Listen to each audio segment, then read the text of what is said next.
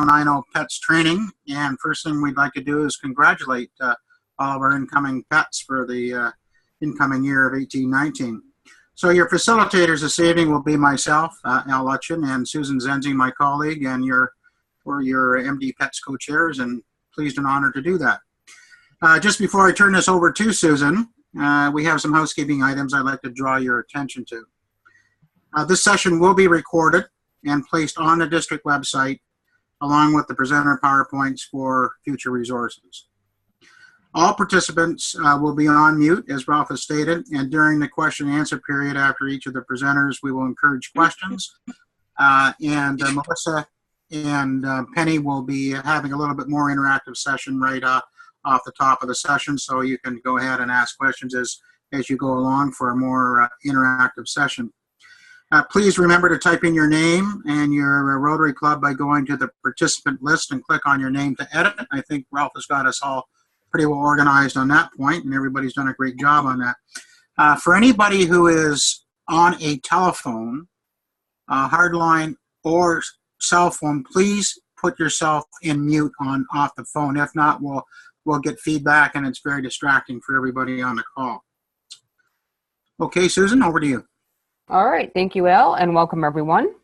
We're looking forward to an engaging and interactive session with our distinguished panelists tonight. At this time, I'd like to review the agenda with you. First up, we have Melissa Schrock, District Governor-elect. Melissa will be kicking off the session with her insights and perspectives for 2018. Following Melissa will be Penny Hutton, and Penny will be reviewing the Rotary Web tools tonight. And last but not least, our final presenter, Cameron Nolan, and Cameron will be discussing board governance.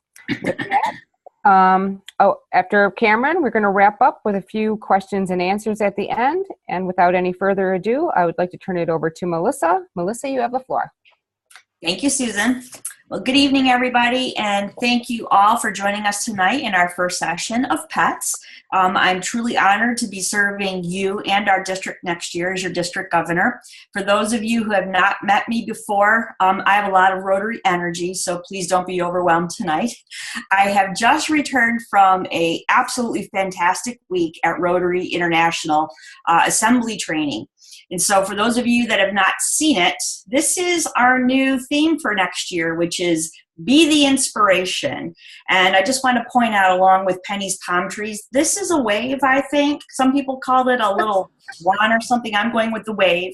Our incoming president is actually from the Bahamas, and very laid back, all about the Caribbean, and that just, speaks to my soul. So I really enjoyed that. One of the messages that I got out of our session and that Barry was very forward about was that this is a membership organization. And I actually thought that approach was very unique, a little bit different from what I've heard, because a lot of times you hear people say, oh, we're volunteers. And he said, no, we belong to a membership organization. And I actually believe that, and I think that that needs to be a critical shift in our thinking. We are members who belong to an amazing organization, and we have all stepped up to take on this role. Me as the crazy district governor, and you as the crazy president-elects for your clubs. And, this is a role that I think we all take seriously, but we should be very mindful. We've agreed to do this. We have agreed to help this organization improve themselves, inspire others, not only our clubs, but our communities. And we've agreed to do it for free. I believe Rotary is a business. I believe we need to run it and act like it's a business, but we're in the business of doing humanitarian work, and we all happen to be members who have agreed to help that process move forward. Your job this upcoming year is to be inspirational, and my job is to help you do that. I think that everything Rotary does is inspirational. We do so many things in so many communities, in so many places, and I am super excited to be able to offer you new tips, tools, and tricks to do better and to be more inspirational for next year. If you're a repeat president, I promise that we're going to bring some new insight this year. This is not going to be the same old, same old. And don't send me hate mail tomorrow, but this is not your grandfather's Rotary, okay? And I mean that respectfully. I have a grandfather. I love him to death. But moving forward, we're going to change the way we do Rotary. And you know what? One of my big things is we're going to stop watering the weeds. All right? Think about that. We're not going to water weeds anymore. We are going to move forward. So we've got some great training for you tonight. Please use the chat feature, raise your hand, ask lots of questions. Don't fall asleep. It's going to be a lot of good stuff. And with that, I'm going to turn it back over to Al and Susan. Thank you. All right. Thank you, Melissa. All right.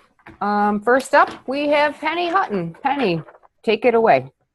Okay, I'm going to share my screen here with you. If I can find the right one.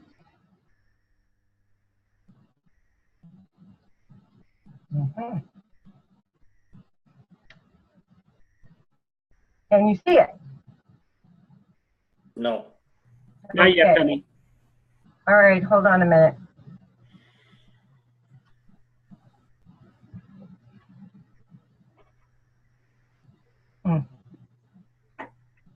It's on my computer, but it's not showing up. Maybe I've got it in the wrong order somewhere. Let's try it now. There it is. It's hidden. We're still not seeing it, Penny. Oh, now we do. Here it comes. Here it comes. Okay, all right, sorry about that. Thank you. Welcome everyone. I'm so excited. This is your year as president. It was a great year for me way back when, but you're going to have a great time. Just remember not to take it too seriously though, because you want to have fun. Fun is contagious. Fun is energizing. Fun makes everybody want to help you. So remember to have fun. That's a big goal for your year. I want to introduce you to the website. We've been at this website with Club Runner since 2007, and it's working great. Made a lot of changes in the 10 years that we've had the website, and you're going to be seeing some more as time goes on. But I want to introduce you, and we know that Rotary is a changing thing, because look at what Council of Legislation is allowing us to do with e-clubs and corporate memberships and all kinds of things. I want to start, some of this will be redundant for some of you and some of it won't be, but I have to speak to you all, so bear with me a little bit. If you've never logged in before, we're going to go there first. Up on the top menu bar is little tiny letters that say member login. You click on that. In my case, I've already got my login name and my password in it, but if you have never logged in before, or if you have, but you've forgotten your login name and password, this little blue link down here, if you click on it, it will send you to your email address your login name and password. With that, I'm going to log in. First, we're going to go to the things that are on the private side of our website, the tools that are there for you. I'm going to show you what's there for you. Oh, once you've logged in, you have to go back up here to click on Now Member Area to get to that part. What I'm going to show you is what every Rotarian in our district has access to. And I'm also going to show you what you as a club executive have access to on the admin page.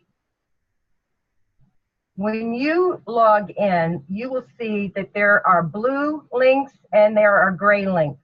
In my case, you're looking at my login. All my links are blue because I'm powerful and have access to everything. But in your case, you won't. But the ones that are blue, you have access to. So, you know, when everything settles down tomorrow, you want to log in and see, now what do I have access to? Let me see. All the blue links will be yours. For every Rotarian in the district, they have access to this section here called For Members. Everybody see that? Here you can manage your own profile. You can edit it. You can change your password here.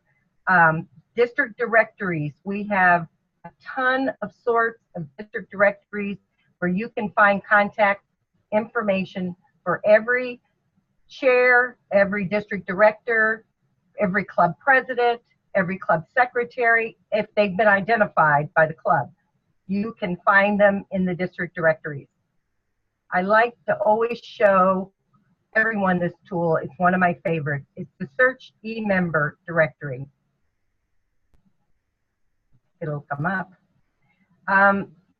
Say you've been to the district conference and you met somebody by the name of Frank, but you can't remember his club and you don't remember his last name. If you put in Frank into that little bar there and do a search,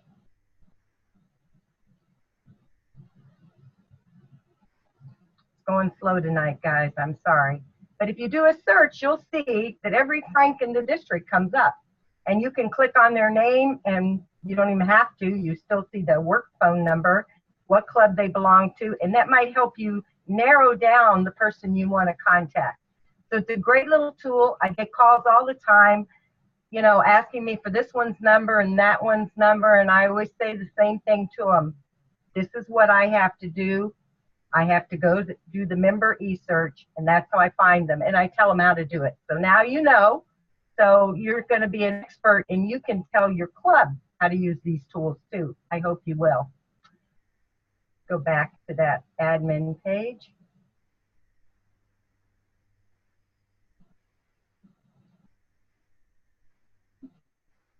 My internet seems to be a little slow, folks. I'm sorry. I don't know if it's my connection or the website. Every member in our district has access to this information. Down here below, this is the For Club Executive section. If you don't have the Club Runner software version for your club, then this is where you maintain this kind of information. You would update your members. You've inducted a new person, you add them here on the active members list. Likewise, if they've left your club, you remove them here at the active members list.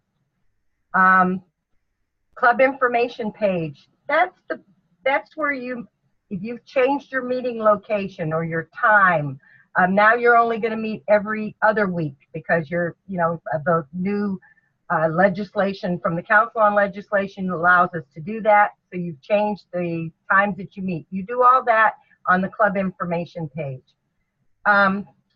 This one's important, guys, to define club executives. Go here. Now it's going to show my club's information, not yours. But when you click on it for your club, it will show your club's information. You see what comes up is our officers and directors for 2017-18.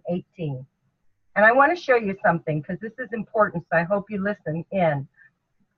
Steve is going to serve as our president again next year. So we have put him in as president-elect this year. But guess what? That does not tell Rotary International that Steve is our president for next year because they do not have a category called president-elect at Rotary International. All of this information will sync except for those things that do not have a corresponding title at Rotary International. And in the case of president-elect, there is no such thing at Rotary International. So you say, then how do I let Rotary International know that I'm president in July 1st of 2018? Please watch. This is what you do. You go up here to next year. You click on it. You change the year, and then you edit.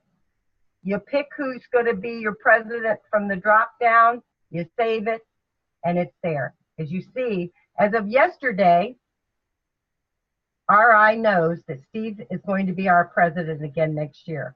You do the same thing with these other categories, the ones that are mirrored at RI. Those are your secretary, your treasurer, your membership chair, foundation chair, executive secretary, and I think that's it. There could be public relations, I'm not sure. But at any rate, those are mirrored at RI. So as you build your team, and hopefully you already know who your secretary is going to be because you had that election in December, as you build your team, you be sure to go in to Club Runner, change the year, and put them in, and that will tell RI who those people are. It's really important. They're in the process already of putting together the official directory. They need to know that information. So I wanted to spend a couple of minutes there. Does anybody have any questions about that, about how to let RI know that you're going to be the incoming president? Penny, can you just stress why this is important for our next step as well? With the Rotary Club Center. Yeah. When you get, when we start talking about goal setting and the presidential citation and access to the Rotary International website, you won't have it if they don't know who you are. You'll be able to go in and log in. You'll be able to go in and see things, but you won't be able to go in and do anything. You won't be able to go in and change anything.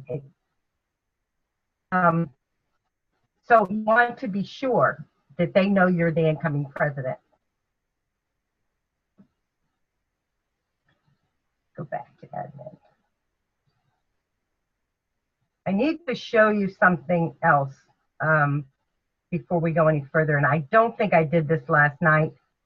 I did speak to it, but I didn't really show you this. I'm going to show you our club and membership detail. Now, you can't see this on your own, I don't believe, but I'm going to show it to you because it's going to show you the number of clubs in our district that haven't done one very important step, and that is integrate with RI.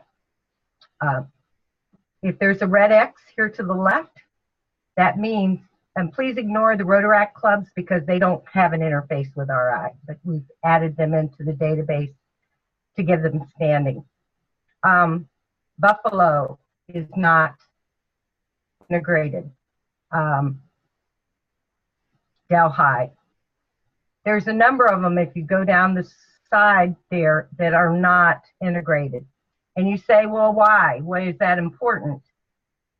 It's only important from the standpoint of if you expect what you do at your club level or at the district level to talk to RI's website, you have to integrate. Now, if you don't expect it to talk to RI, you don't have to integrate. Instead, you go to multiple places to report your information. So you can still log on to RI and update your member roles, change your location, identify who your incoming officers are. You can still do that at RI website, but then you also have to do it at the district website if you don't have Club Runner for Club. If you have the Club Runner software, you'll only have to do it at RI and on your club website, because even if you haven't integrated, just by virtue of it both being Club Runner sites, they'll talk to each other. So we'll still see at the district what you're doing at the club, but RI won't. And so rather than having to do these things in two different places and have duplication, you can integrate and only have to do it at one place. And that, to me, as the club secretary for many years, that's a convenience. You know, it's time consuming, especially if you have a big club, a lot of record keeping to keep. So I just want to tell you that you do that down here. I'll show you where you can make that happen. Right here under switch on data integration with RI, and it will walk you through all the steps to take, because you really have to go two places to make that happen. You have to switch it on here, and you have to switch it on at RI. You're not going to remember all of this, but please, you know how to contact me, I think already. Be sure you let me know if you're struggling or need a little assistance, and I'm happy to help you. This is where you keep your club attendance. And again, if you have the Club Runner version of the software, their admin page looks a little different than this, but it is all then manageable on that website. You don't even have to go to the district website to manage this information. With that, I'm going to take you to the front. I can get it. Whoops, I lost it. Oh, there it is.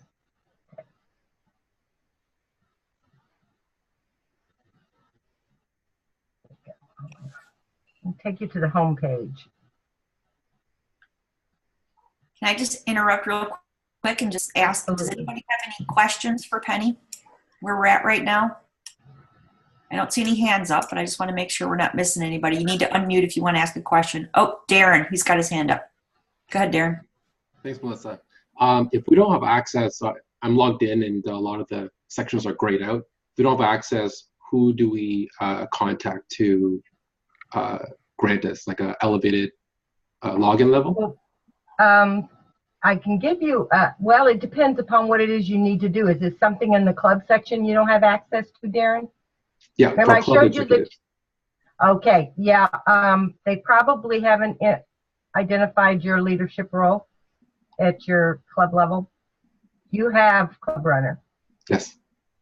Okay. Yeah, talk to your club secretary, see if they can put you in as the incoming president. And once they do that, it'll automatically update my access? Yeah, it should. Yeah. Okay, great. Thanks. Okay. All right. And also, if you know who your club secretary is going to be for next year, sometimes they don't change, sometimes they do. As soon as you know who your officers are and your directors are, get them in there, you know, one at a time. It only takes a second to do it. And you don't have to wait till you have the whole slate of officers. You know, you can do it as they are developed. And then it lets RI know, and I don't know why I keep losing that page. Without logging in, there are countless resources on the home page that you can get to.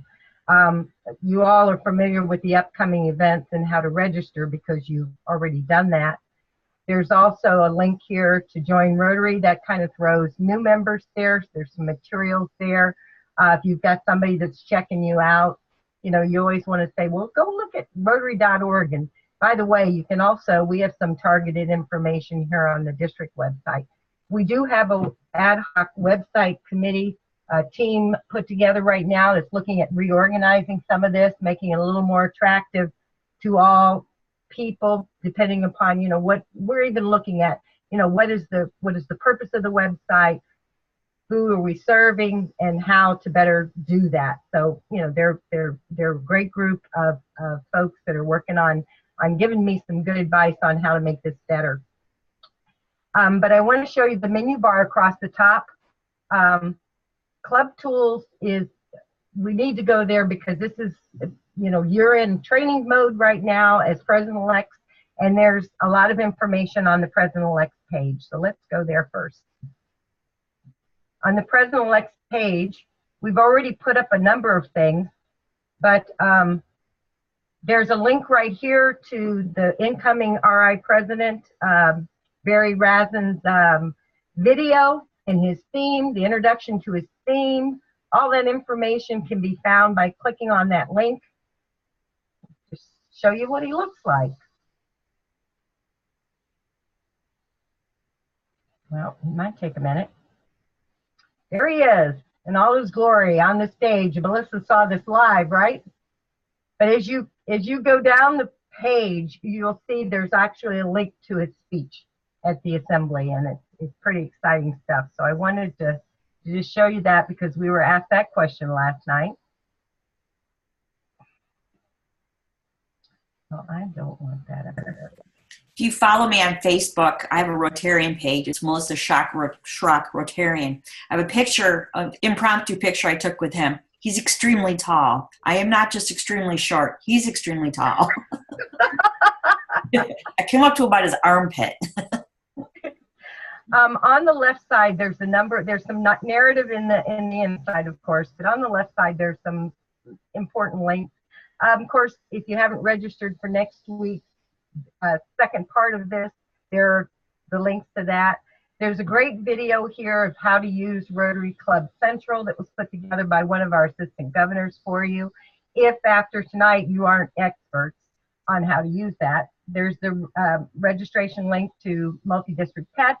There's our district governor-elect's bio right there. You can click on that and see her. Here's the citation brochure. You probably already heard a little bit about the president of what used to be called the presidential citation. It's now just the citation. Emphasis on clubs because it's the club that's earning it. But it's the goals and objectives that Barry Rasmus put together that he would like to see our clubs achieve to make Rotary and the things that we all care about better.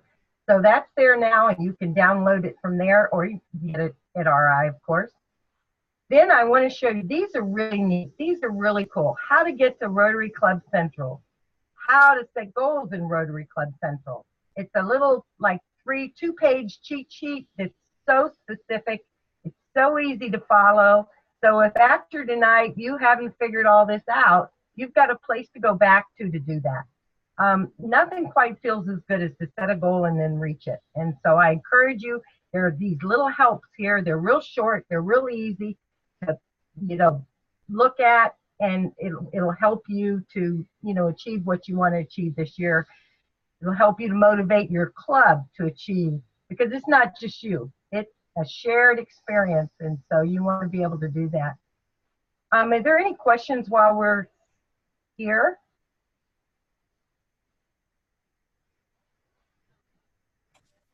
I don't see anybody with a hand up. Hearing none, we're going to move right back over to Club Tools again. There are also pages for the current sitting president. That's an important page because as you become president, you're going to go there. Your president's manual's there, as well as some committee manuals. There'll be goals and objectives that Melissa will put together for you, as well as her meeting schedule for her official visits. So those will all move and be on the president's page right now, because DG Reg is still on the throne, so to speak. There still reflects his information for this year. So it'll be the citation for this year and his goals and his schedule and things like that. But there are other things on there that you can benefit from even now. Again, pages for the other executives in your club. Insurances is important. This comes up all the time. Where do I get a certificate of insurance? How do I know what we're covered for? Right here in the middle of the page, it's everything you need to know for both the Canadian insurance as well as the U.S. insurance. There's contacts, there's even your username and password to get a certificate of insurance. You're a U.S. club, you have an event coming up, and the venue wants proof of our insurance, tells you how to get proof of your insurance to them. There are also Rotarian contacts on the U.S. and the Canadian side. And further down the page, I'm having a hard time getting my whole page up here. Further down the page, there are also information at RI and who to contact there if you have a question. So, last night the question came up. It was a Canadian club, I believe, and they said, how do I, can I have insurance for my volunteers, not Rotarians? Well, I think they can be covered, but I think you have to identify who they are. There's a process for that. So you want to make sure to protect your club as well as possible. So if you're asked questions or if you have questions about insurance, there are resources here to help you with that. All the club certificates, the Canadian clubs are over here on the left. The policies are over here on the left. Everything you need to know, and that's an important tool for a club. Under our Rotary work, it's important to notice that, we say it, and I don't think sometimes it's heard, but the district is a resource for the club. We're here to help you. And according to the club leadership plan, which you may have heard of before, there's a whole manual on it. There's a certain recommended structure and certain committees that you should have operating in your club. And one, of course, is public image, and one is membership, and one is foundation, and one is service projects, and then, of course, youth services. At least those 5 should be mirrored in your club. You should have that. And in smaller clubs, it's more of a challenge than it is for the bigger clubs, but it just means you might have one person doing it instead of a whole committee, or there's some overlap. But what we want you to know is that we have a a resource person mirroring that same role at the district level to help you with that particular committee and with that challenge of that committee. And so there's a page for each one of these. Rotary Foundation, let's go there. I'll just show you. Here's your contact, John Tebert. In our case, we call him a director, but he is who you contact if you have questions about foundations. But there's a page for alumni. There's the global grant page, and on it goes, you know. So we have a resource for you at every level. And all of these folks are willing and able to come to your club and serve as a speaker if you want them to also. So that's another resource we provide. You're probably pretty familiar with training. We do training, we do Pres-Elects training, we do club leadership training, we offer visioning. Visioning is a really important club tool, and you can find it on our training page. We have a Rotarian member in both the Canadian side and the US side that are willing to come to your club and help you through the visioning process. You know, you want to know what your future is going to look like. You know, we need to know what we want it to look like if we're going to get to it. So we've got folks to help you, and we just can't emphasize it enough. True transparency. We have a district operations link under district council. It contains all of our agendas, all of our meeting minutes. There's a council on legislation page there. There's a link to our district governor and also to our governor-elect, our governor nominee, our past district governor, so you can see who they are and read a little bit about them if you need to. I often forget to show this one though, and I think it's important. The history of the district is also on the website. There it gives a little brief history, and then we've got a list of all of the past district governors that have ever been in our district since its beginning. If you want to, all our newsletters are here. If you want to contact me, there I am. You forgot my email address, click on contact us, click on District 7090, and you'll get to me and you send me an email if you have a question about anything. Before we leave the district website to go to RI, do we have any questions? Not seeing any hands raised. Anybody have any questions? I must be doing a really good job. I don't have any questions. So great. You're fantastic. Thank you, Penny. Yeah, right. Let's don't break our arms here, patting ourselves on the back. All right. Okay. Let's go to the big stuff. Let's go to My Rotary. All right. Anybody here never signed into My Rotary? Can you see their comments? Because I'm not seeing them. Anybody willing to say I've never done it? Put your hand up if you haven't. We won't persecute you, I promise. Well, nobody's got a hand up. Okay. All right. Well, I was going to say, and I still will say in case somebody's being modest here or shy, this is where you do it. If you've never established an account at Rotary International, and by account I mean a login name and password, this is where you would do it. If you've done it before, you sign into My Rotary. If you have never signed in before, you register for an account. So I'm going to sign in here and hope it works.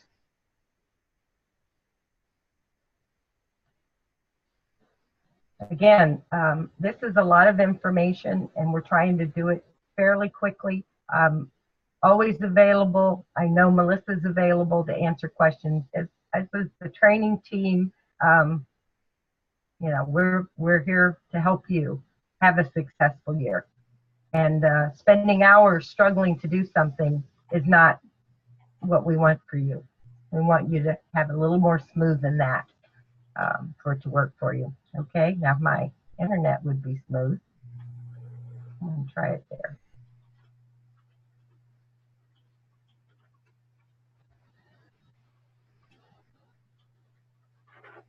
Okay, I'm in, because you can see my name up there now, right? Okay, again, there's this toolbar across the top. And this is what I do. I go to Manage. I go to Club Administration. And we're going to go there first. How's my time going, guys? 20 minutes? 10 minutes left? You're good. You got some of Brian's time too. Over here is again, as I mentioned before, if you have Club Runner for clubs, or if you've integrated the software to where it talks to Rotary International, much of this you can do on Club Runner. You don't have to go to Rotary International to do it. But if you've not integrated, this is where you would have to go to update your member data, add, edit, or remove members, and add, edit, or remove club officers. This is what I was talking about. It's important that RI knows that you're the incoming president. If you've logged in before, you can find out whether or not you've been reported.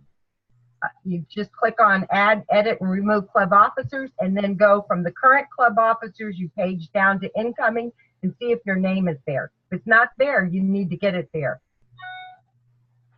Again, update your meeting details and things also here. So there's some things that can be done under club administration. Going back to the manage tab, and I'm talking about contributions. Often I get asked, you know, the secretary left or the foundation chair, and nobody knows how to get in to find out what our Paul Harris situation is. How many points do we have, and that sort of thing. Hey, Penny, we have a quick question from Mike. Mike from Amherst. Okay. Go ahead, Mike. A question. When it says add you and you say add us, do we just simply go in there and add our name? It's that simple if we are not in there? Well, there's add members, and then there's adding incoming officers. Well, yeah, if we're the president. You won't be able to do that, Mike, because if you don't already have standing there, Right. you won't have access to it. You might be able to go in and see whether or not you're in there. I'm not positive on that, but you won't have standing there. Okay? So if I'm not there as the incoming president, You who won't would, have access to anything. who would put that Doing. information in there then? Yeah, that's exactly what I'm saying. And you can do that at the district website if Amherst is integrated, and I think it is. It is. Okay, then you can do all that.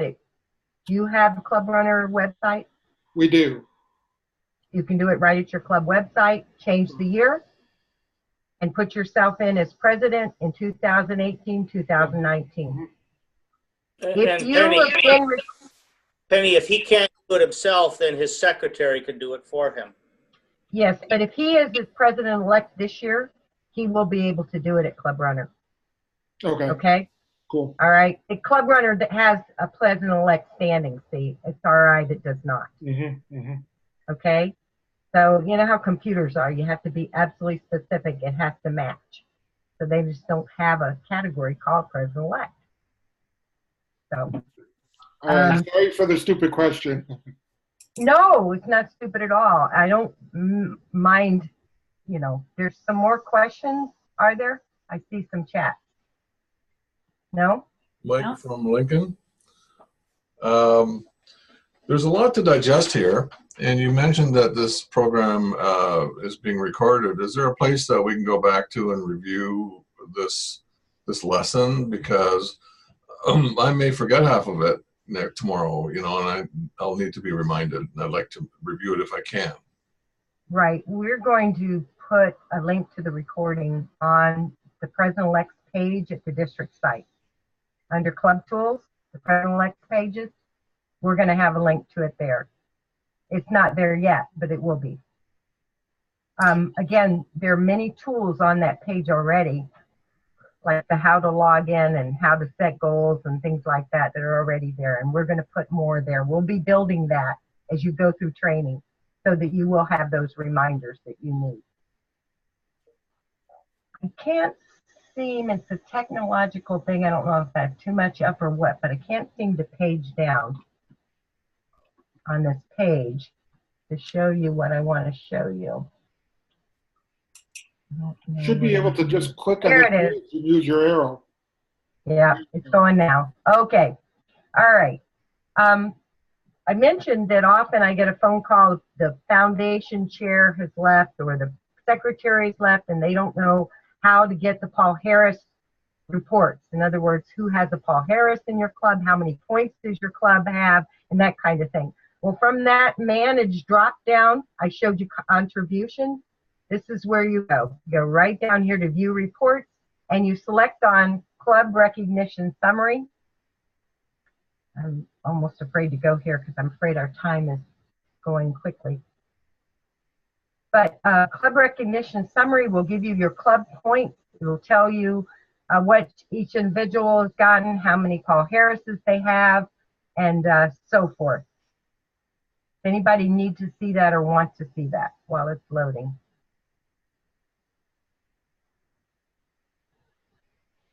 Okay, we're going to go back.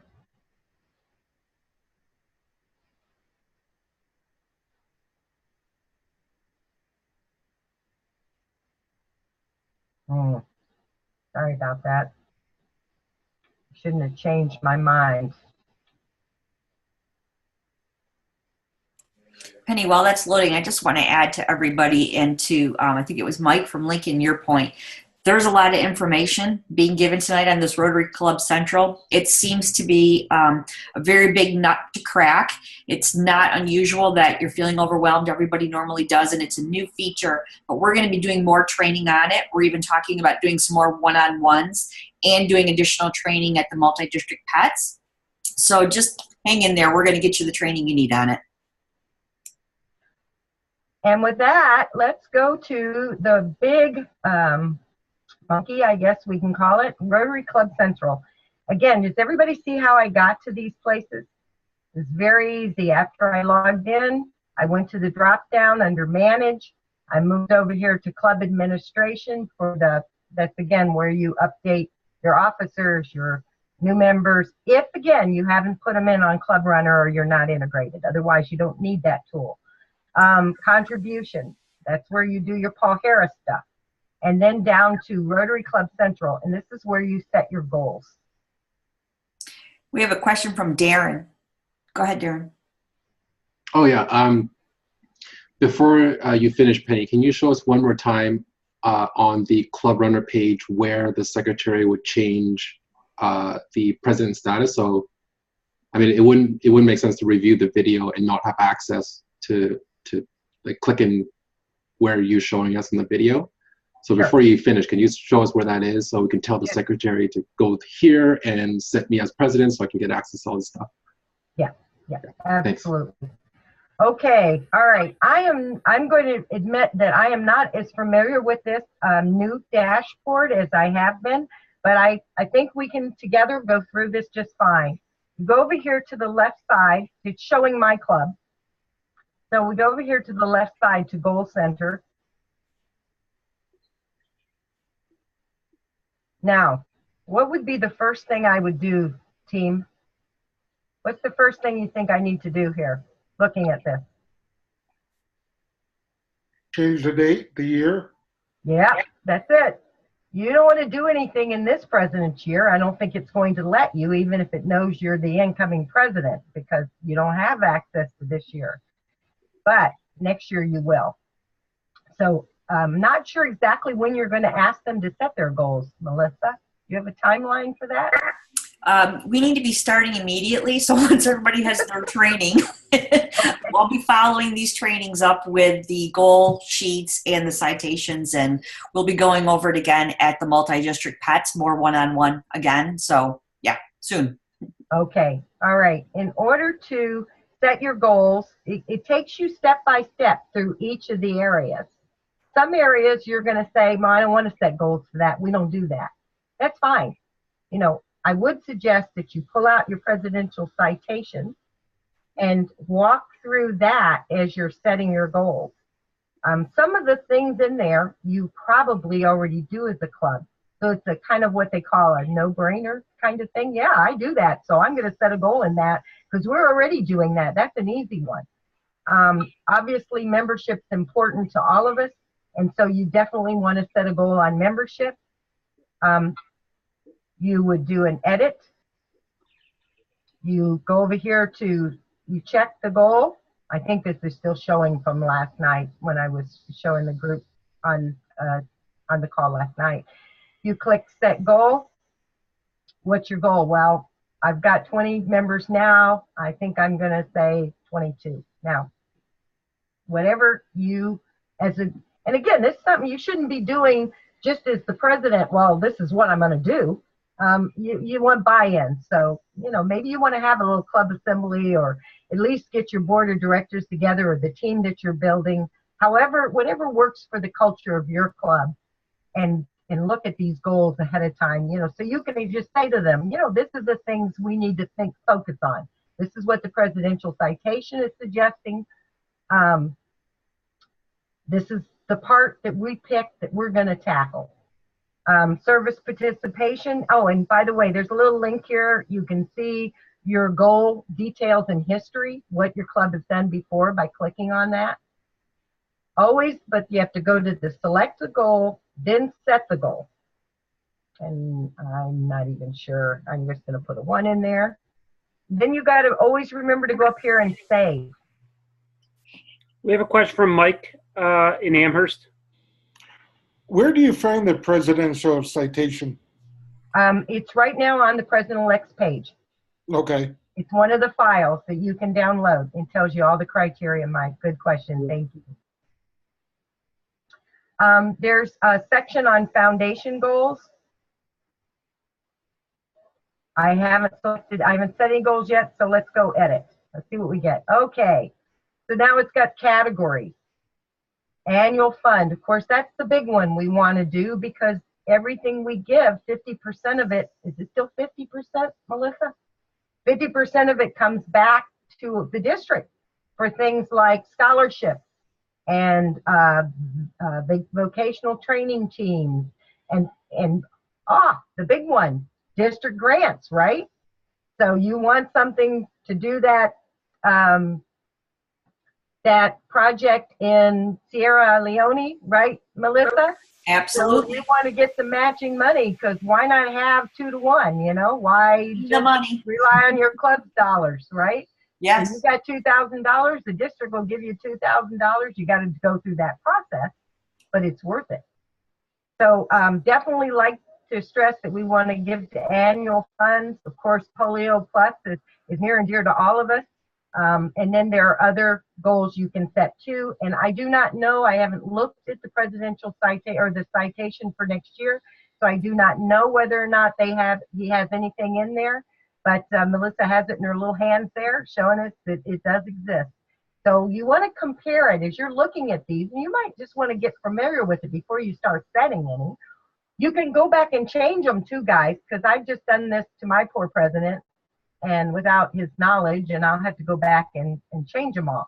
But very important to remember, because we have had people said, well, I know I set my goals, but now they're not there. You gotta save your goals. Okay, you gotta save them.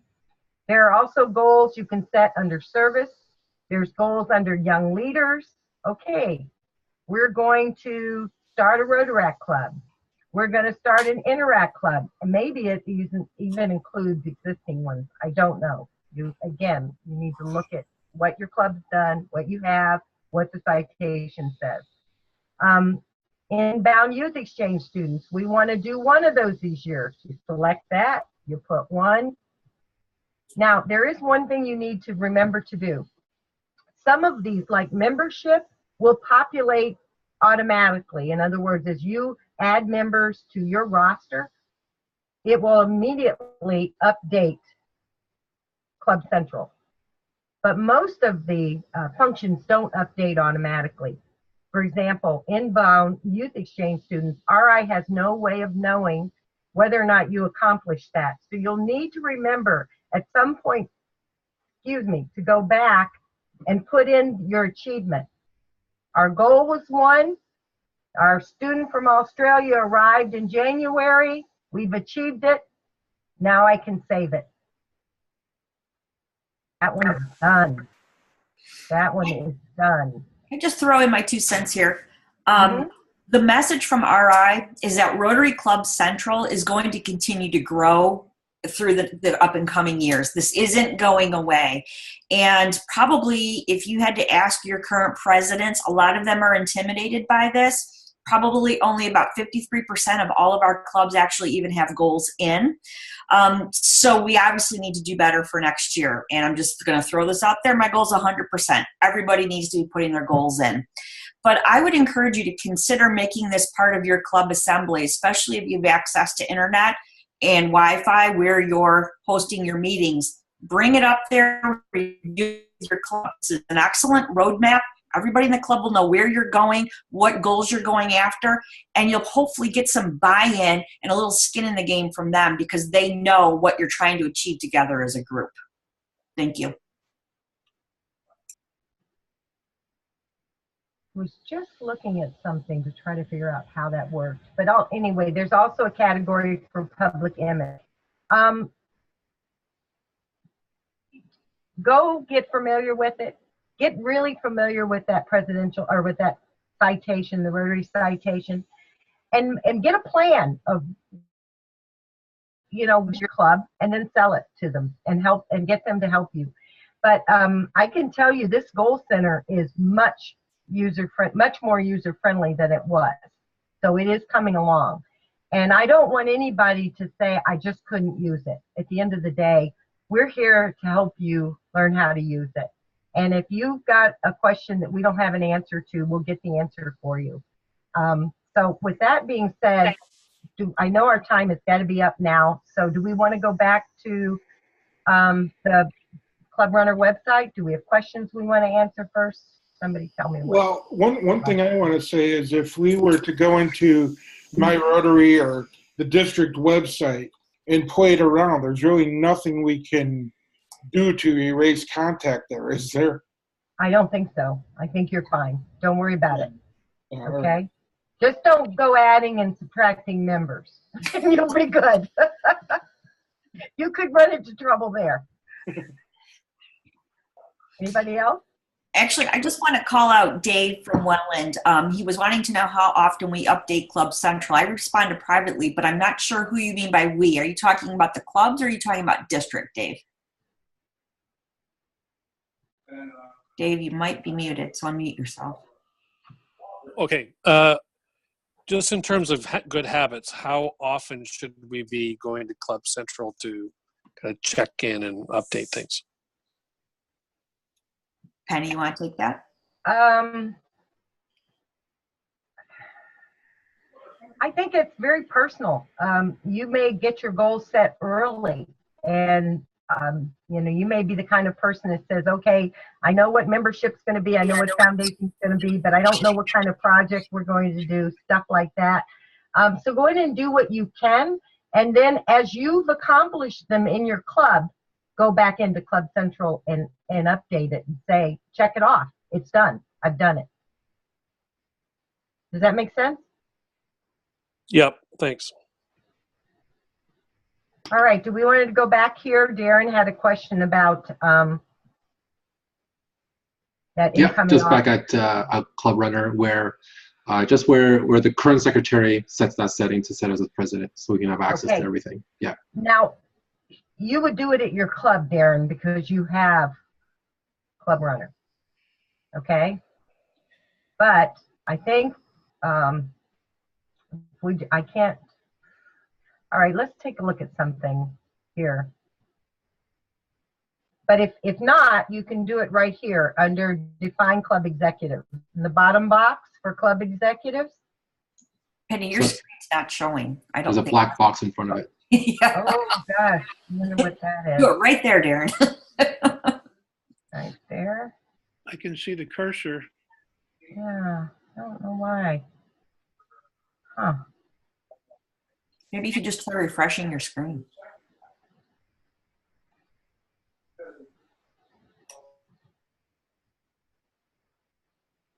So you can't see my Club Runner, huh? Not right now, no. It's still on the Rotary.org site. Okay. While you're doing that, Lynn from the Rotary E-Club has a question. Lynn, go ahead. I'll put on my camera. Not. Oh, it said it paused it for some reason. Okay, I'll resume it. There we go. Yeah, but that's not the site. Now do you have it? Yeah. Hang on, Okay. Lynn's about to ask a question. You haven't mentioned anything about volunteer hours. Is that something, how do you handle that? In terms of where to record it, or? Well, I understand it's only calculated on service project. Is that right? That is correct. And so the place that we enter it now is under service. That is correct. Right over, if you see her dashboard on the side there, 2 down under Goal Center is service activities. That's where you record it. You enter in the project, and then you go back and enter in the service hours as you complete them. Okay. We haven't set this before this year, so we're kind of in the dark. Is there any suggestions as to how to take a guess at this for next year? I mean, we're doing what we're recording what we're doing because that'll be the first time we've done it. Okay. Are you wondering how to get it in there? What's the best way to do it? No, I'm just saying as a planning methodology.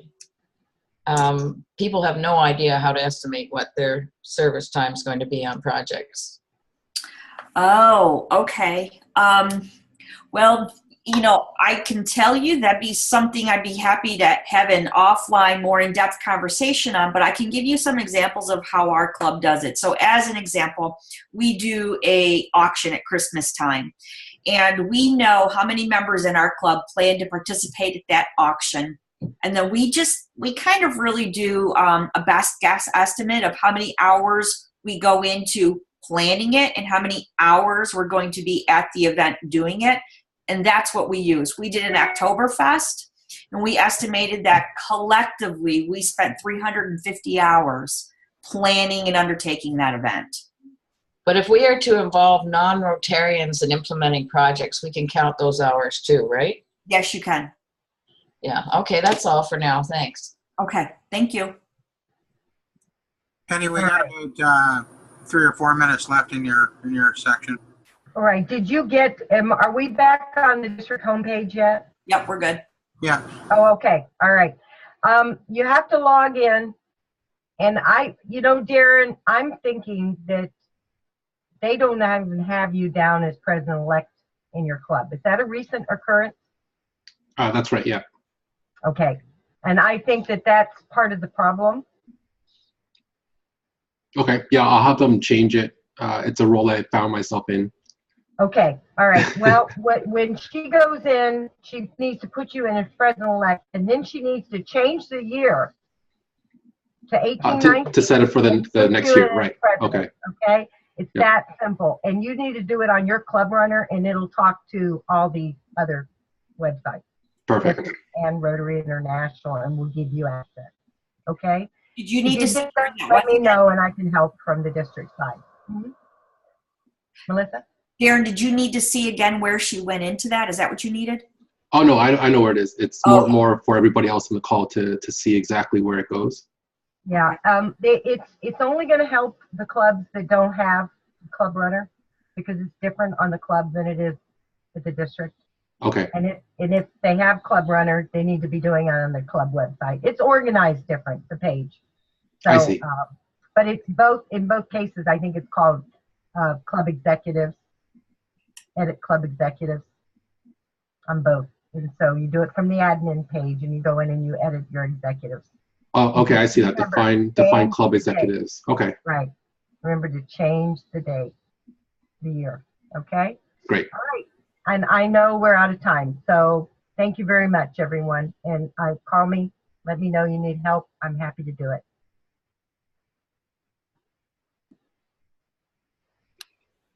All right.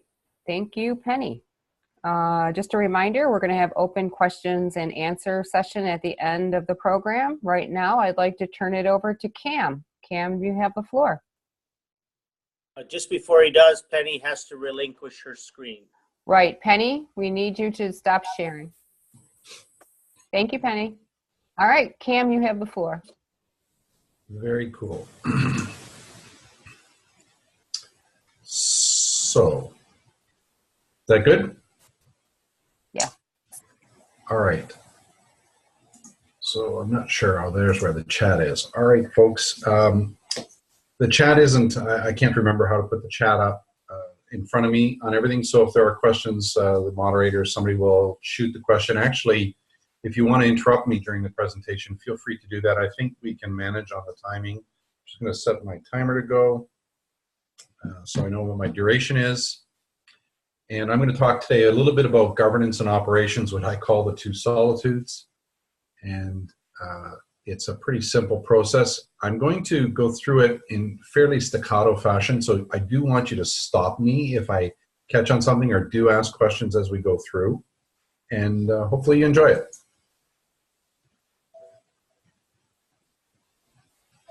Here we go. Okay, perfect.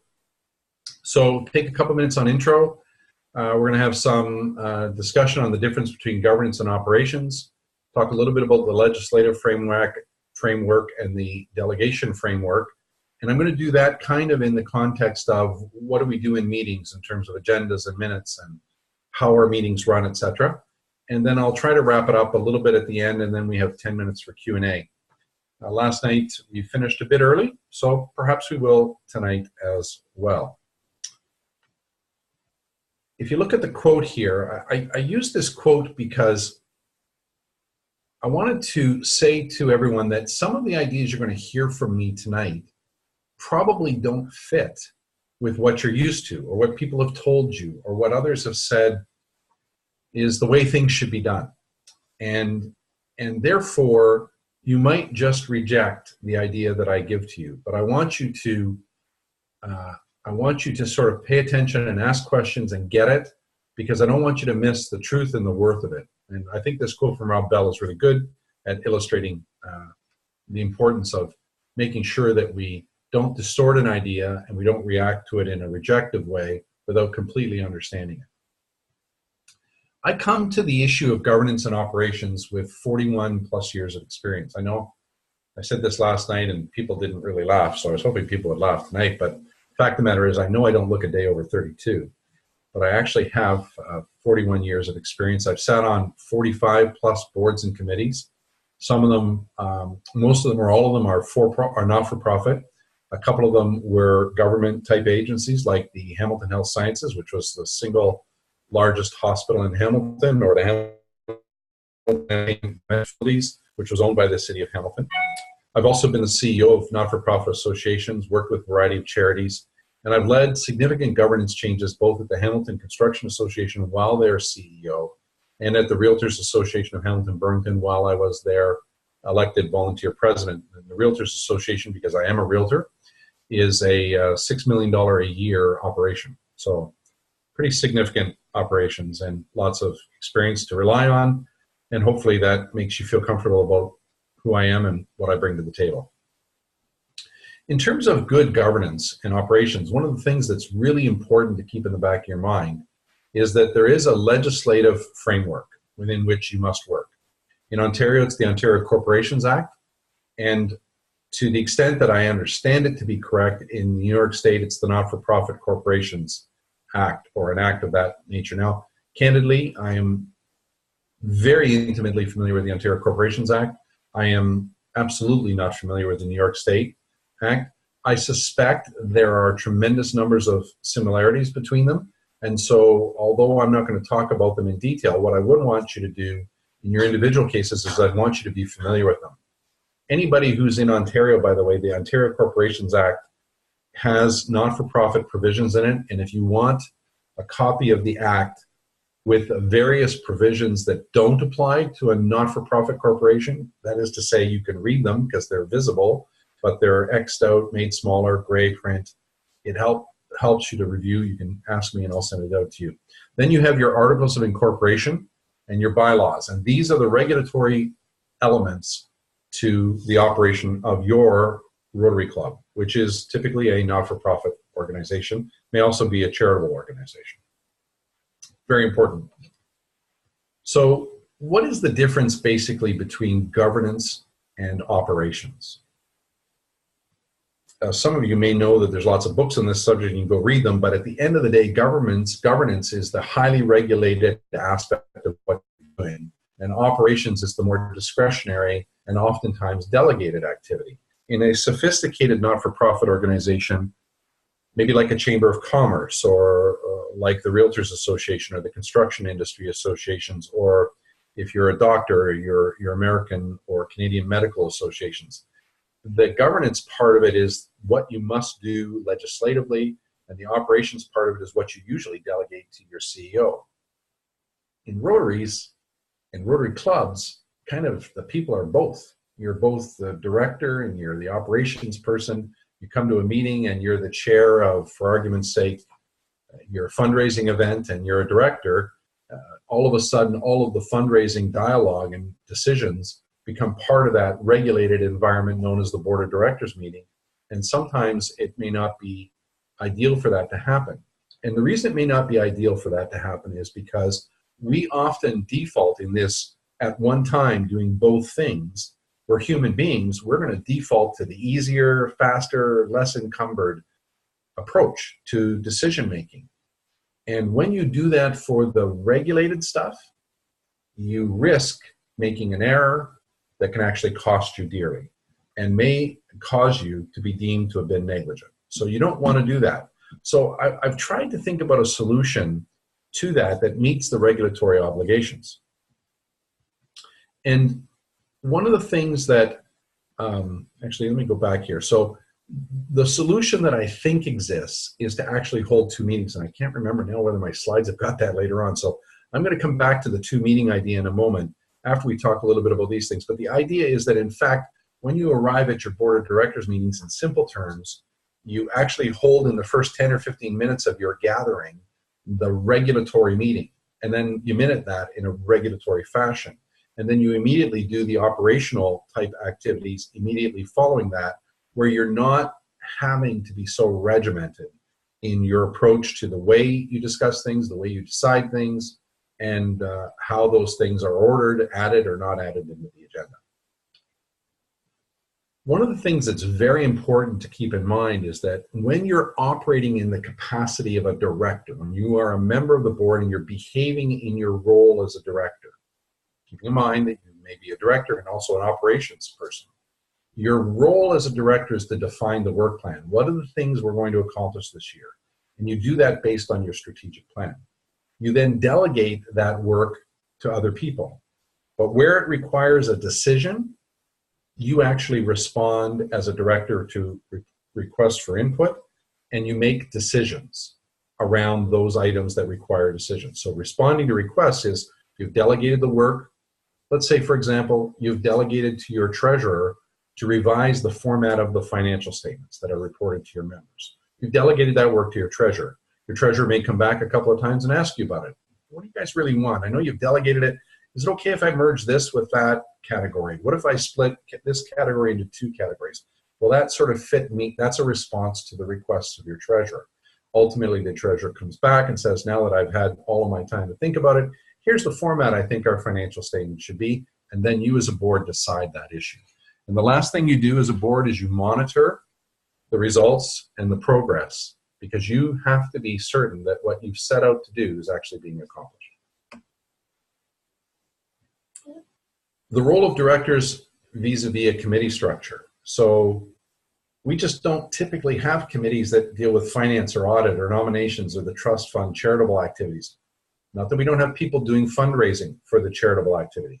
Not that we don't have a president or a past president who's working to do nominations separately, but they often act individually and oftentimes not as a committee. So the board sometimes acts as all of the committees. That's the answer we usually do. It's the audit committee, it's the finance committee, it's the nominations committee. And so in that context, you can sometimes also fall into the trap of acting like a committee when you should really act like a board. These are some of the operational things that you might do in your club. They're fairly self-evident. And so I think it's important that you just keep in mind, try to separate what is operational from what is governance. And governance involves those key committees I talked about: finance decisions, nominations decisions, audit decisions, handling your annual general meeting, a couple of other things. So here's the issue. We want to hold formality versus need for speed. In the Hamilton AM Club, we experienced, for instance, our bylaws require that the board of directors approve all members' applications before they're given over to the members for them to think about. Maybe not all clubs do that. That's actually cumbersome. There may be a smoother way, but it's embedded in the bylaws. And because it's embedded in the bylaws, the board actually has to absolutely follow that model. Well, I use it as the example because if it were pulled out of the bylaws, it would become an operational activity. The bylaws might say that it's up to the board to decide whatever the process is. And the board may decide a variety of processes. And where the board doesn't have to formally approve a membership application before it goes to the members, and I realize this can have some complications to it, but if you just try to take the complications out for a minute and just use it as an illustration, it means that the directors influencing the process of membership applications can do that outside of a formal, regulated, regimented meeting. And they're not bound by the rules of order and by proper motions. They can just sort of work it out because really at the end of the day, when a member is brought into most clubs, it's really done in a way that is more speed, person came in, let's get them in, etc. And you limit the amount of adherence to a rule to get the job done that everybody seems to already have agreed should be done. There's one other thing that I wanted to touch on, and that's the issue of directors and officers liability insurance. My understanding is from last night's discussion, and my understanding generally is that there is directors and officers liability insurance. There was a question raised about whether or not it extends to various volunteers. I don't know the answer to that, although I suspect that it does not, that it simply is for directors and officers. And I just wanted to point out that negligence is generally not covered. If you're deemed to have been negligent, you could find yourself having to pick up penalties, deal with certain legal costs, etc. And this is why it's so important from my perspective that you know what does the Corporations Act say, what do your bylaws say, what do your articles of incorporation command of you as a director, and that you follow that stuff to the letter, because that's where you're going to be at risk. A great friend of mine in the not-for-profit world used to say, trust but verify, meaning trust what you're doing, try to do the best you can, but make sure you verify that it's actually in accordance with whatever's required, or trust the information you're being given to decide on something, but make sure you verify that independently. So it's really critical from my perspective that when you're acting as the director, you do so in that fully regulated framework that you're required to act. And that's really the thrust of me suggesting that for those things that are operational, if you take them out and manage them under a separate meeting structure, even so they all happen at the same time, then you have actually removed those operational things from the regulated meeting, and you can't be taken to task for running operational things in a more laissez-faire approach. Many municipalities have what they call committee of the whole, and then they have their council meeting. The committee of the whole, formal as it may still be, is just a committee. It's not actually council deciding things, even though all of the councillors are present. And so they deal with these things a little bit less formally in a way. And then they move the decisions that are made there as recommendations into the formal council meeting, and then they just go boom, boom, boom, boom, boom, and pass them all. Okay, so let's talk a little bit about the practical aspects of running meetings that will actually lend itself in support of what I've observed with you, keeping in mind that most of what I'm going to talk about now is about the regulated stuff, the formal stuff that you have to do. First, I want to talk about the agenda. The agenda belongs to the assembly. The president or the chair of a meeting indeed probably crafts the agenda, tries to help guide the organization for its meeting by setting up an agenda. But at the start of the meeting, you approve that agenda, and you have it become part of the assembly. It belongs to the assembly. When I'm using the word assembly, I mean typically assembly is used if it's a membership meeting, a formal membership meeting like your annual general meeting, or it's your board meeting, or it could be a committee meeting. So whoever's assembled, is it a committee, a board, or the members? And at the start of that meeting, the agenda is approved. It now belongs to the group who's meeting. It no longer belongs to the chair or to the secretary or to the president. It belongs to the meeting. A couple of things. Do not include new business. Do not include old business. Why not? Well, why not new business? Because at the start of the meeting, John Doe says, hey, I think we should talk about X. Well, in throwing X on the table, whatever that is, Nobody in the meeting has had time to think about it. They haven't had time to see the report, haven't had time to think about the specific issues. A motion might be on the table. It's just completely unfair and inappropriate to ask a director in a formal regulated meeting to decide something that they aren't prepared to actually think about effectively. You don't have new business. If there is an item of new business that's raised, that's okay. We should talk about X, but almost immediately that item should be put over to the next meeting. Next meeting could be the next day, could be 2 days from then, it could be 5 days from then, it could be the next regularly scheduled meeting, but put it over to the next meeting. There's no such thing as old business. Old business implies you didn't get something done at the last meeting. And if you didn't get it done at the last meeting, you might, well, most likely you didn't get it done because there was information missing. People were uncertain about whether it was a complete understanding of what they needed to decide. The facts weren't clear, or not all the information was there, or they wanted somebody else's opinion and input before they decided. If that's the case, the item should be referred back to whatever the source is. Financial statements, for example, should be referred back to the treasurer. The report on whether you're going to do a new fundraising event should be referred back to the committee that did it with questions from the board of directors as to things that they need more detail on. And then another report comes forward at the next meeting. It's placed on the agenda as if it's a matter for the meeting. It's not new business, and it's not replacement of old business. Get rid of new business, get rid of old business. In a meeting, you really have 3 types of business you're undertaking, and actually only 2 of them are really business. One is information. That is to say, in your meeting, you might get a report, which is information. You might have also had an information report 2 days before the meeting. Regardless of it, information is never discussed in the formal meeting. Never. It's just there. It can be given to you anytime. You can discuss it with the members and other directors and other people outside of the formality of the meeting, and don't include it in the minutes, and I'll touch on that more. The second thing you might be getting is a report that says, again, I issued one of the treasurer, where the treasurer says, I need your input on this decision that you've delegated to me, or not decision, but this work you've delegated to me. I need some input on preparing a report for you. And last, you make decisions, and that's where the crux of most of the work is. Okay, minutes.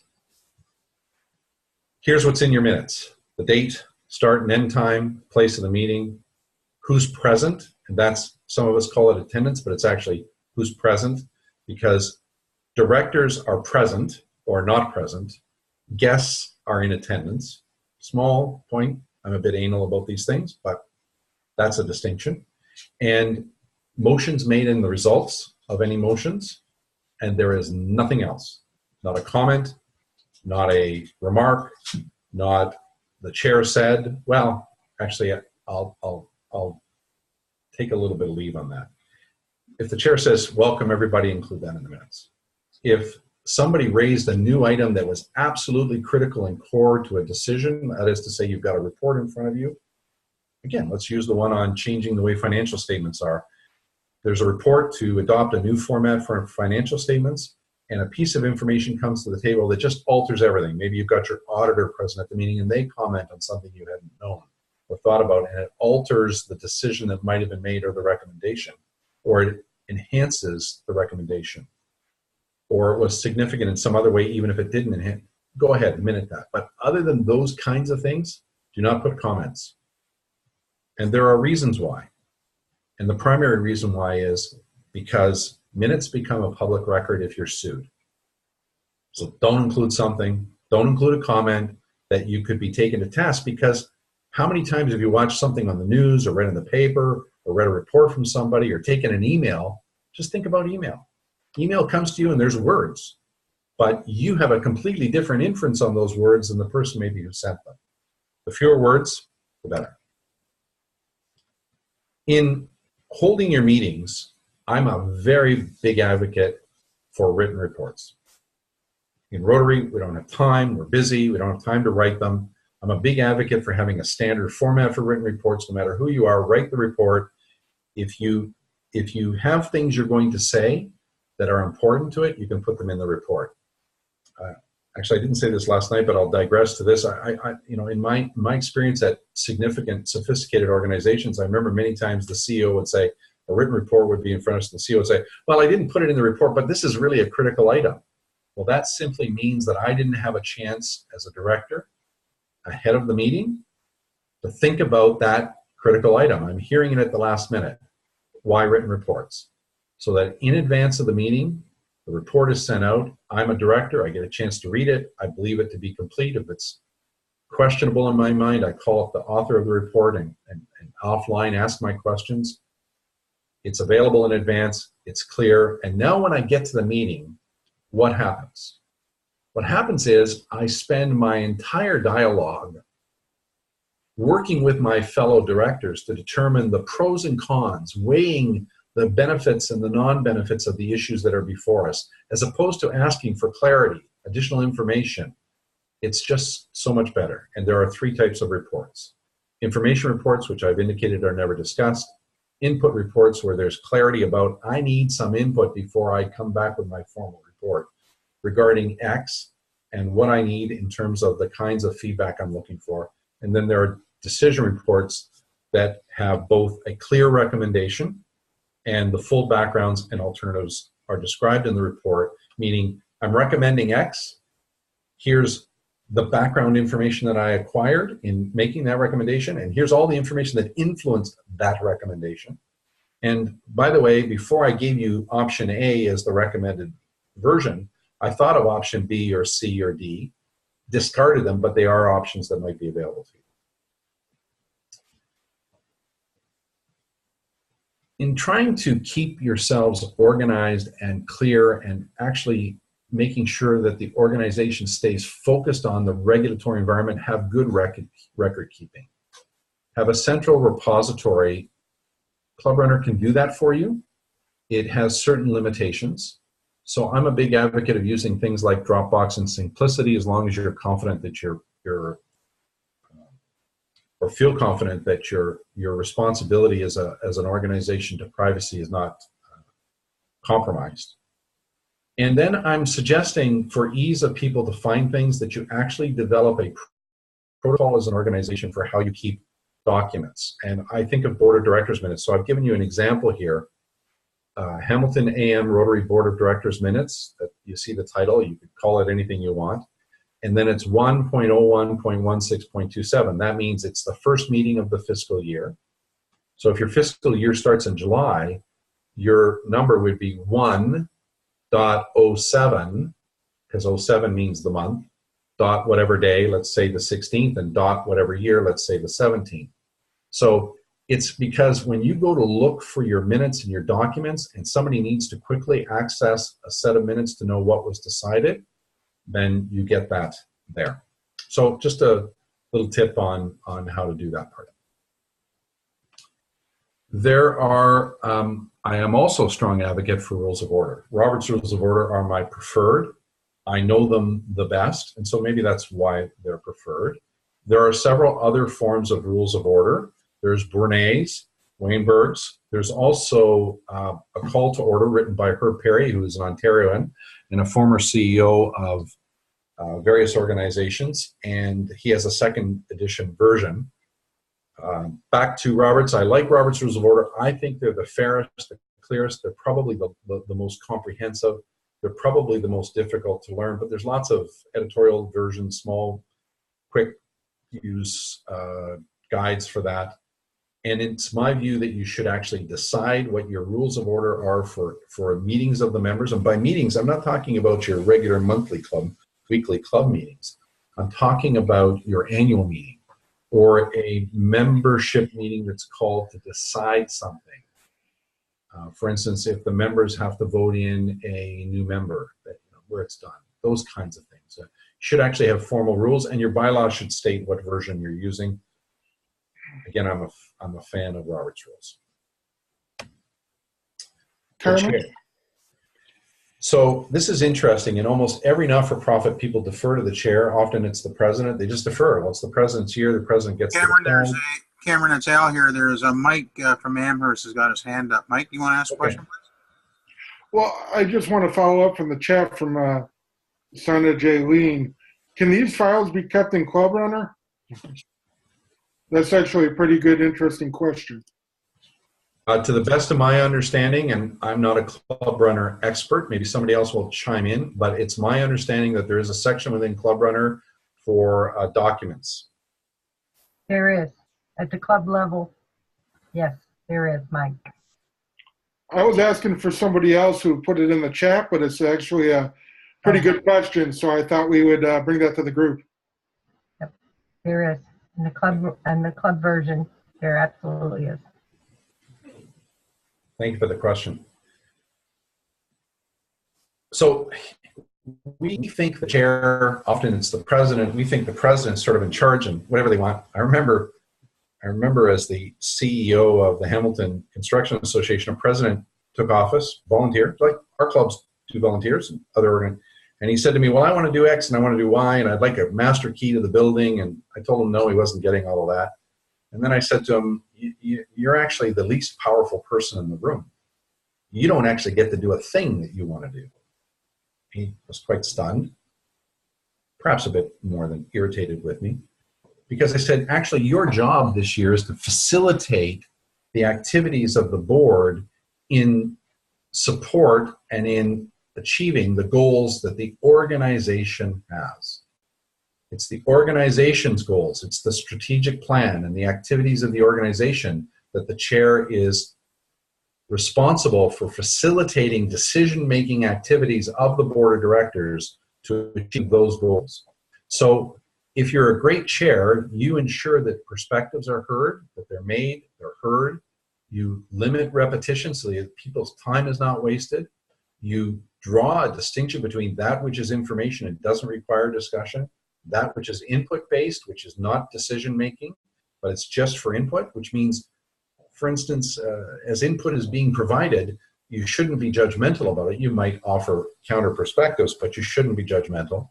Give the person as much input as they can give. Let them come back with their report, on which you will then make a decision. That's what a great chair does. And the chair may draft the agenda, but they're not in control of the agenda.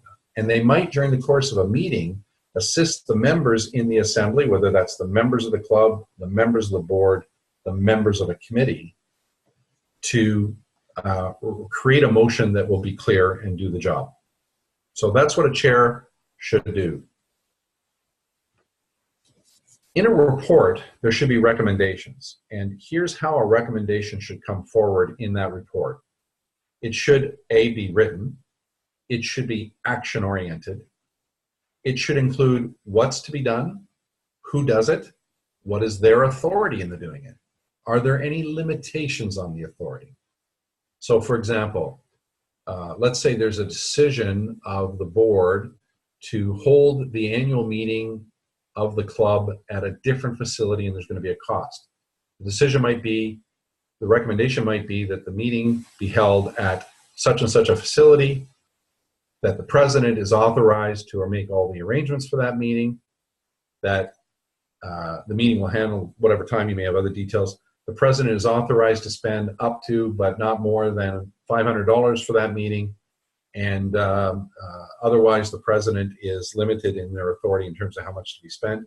And they'll have that decision made in the organization, the place looked at, locked in within 10 days. And that's off the top of my head, so it's not the best example, but hopefully you get the point. I also want to point out that there are some things that are non-motions. You actually don't make them. They're not done. For instance, you do not do a motion to say, let's not do X, or let's not do Y. You do not make a motion if you're not changing anything. Well, let's leave the annual meeting where it's always been. Moved and seconded, the meeting be held, and held where it's always been. Sorry, you don't make that motion. You affirm what is already in place and approved. Well, let's keep the policy on membership approvals the same for this fiscal year. You don't make those kinds of motions. They're unnecessary. They're redundant. How are motions made? And then I'm going to talk a little bit about speeding up the process. Somebody should say, I move, what? And then somebody says, I second, the what? And then it's open for discussion. I know everybody knows this, but I want to tell you that what I do when I'm chairing a meeting, because I want to maximize the time in the room for the people in that room to discuss the merits of approving a motion or not approving a motion. As you know from me earlier, I don't want to talk a little bit about new information, but setting that aside, I often, as the chair, will say, moved by Jane, seconded by John, that because the motion's in the report, What's being recommended is in the report. The wording is in the report. It's detailed. It includes all the things that were in my previous slide. And so just moved by Jane, seconded by John, that we do X. Okay, all those wishing to have a discussion, stick up your arms. First person says, I approve it. Second person says, I think it's a good idea. Third person says, good idea. By then I'm going, is there anybody opposed? I don't see anybody opposed.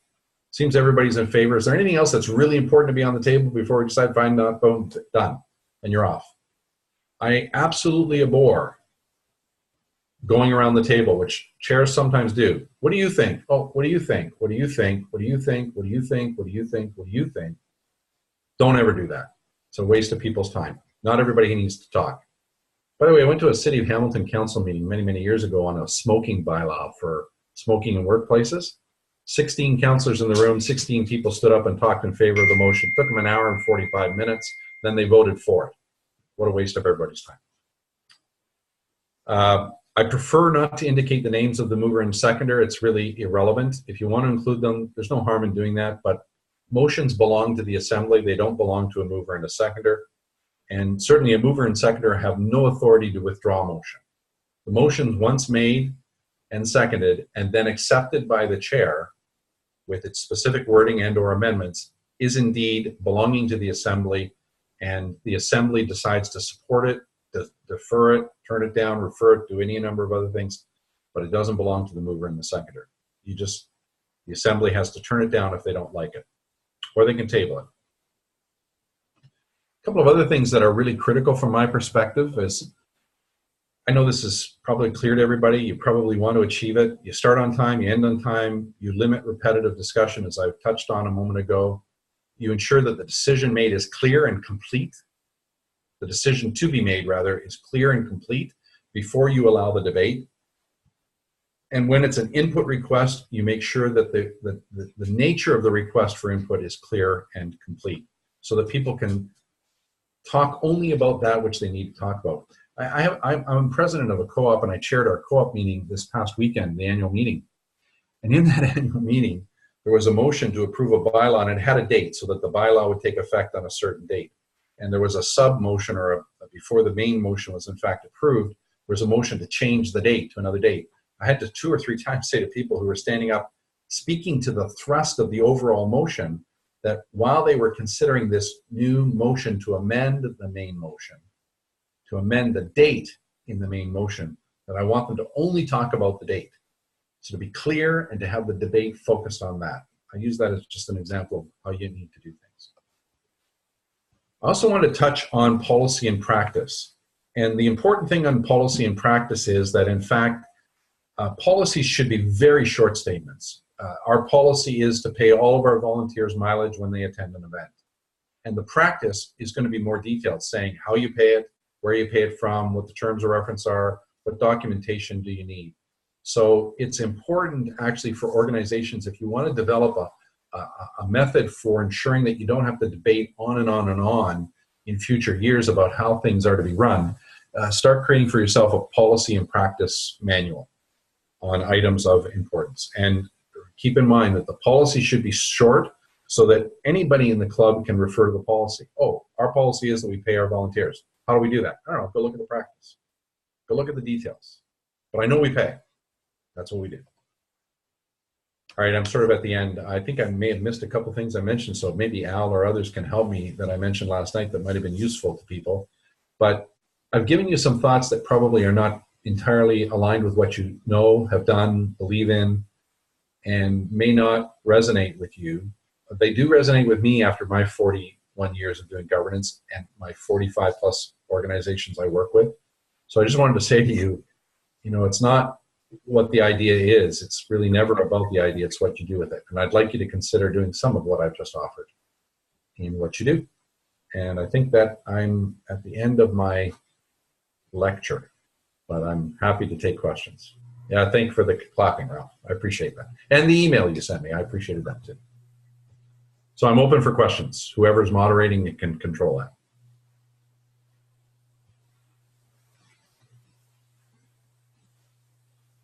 Any questions out there?